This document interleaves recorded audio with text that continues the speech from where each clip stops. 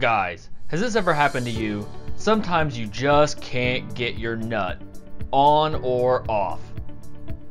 You twist and you turn, sometimes you'll use a tool, but you just can't get it to come off.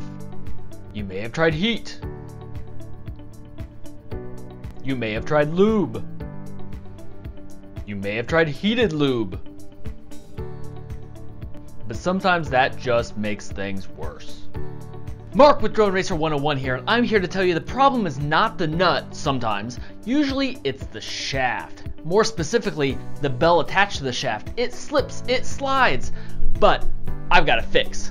New from Realacc, it's the motor grip tool. Now you can grip your bell and your shaft and hold on to it nice and tight. Now it won't slip while you're trying to get that nut off or on.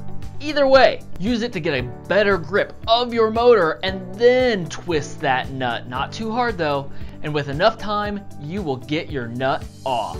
See? But now it's even better. With the Realacc Motor Tool version 2, you have even more tools at your disposal. You have an 8 and a 10mm wrench so you can hold on to both the nut and the shaft or the bell at the same time.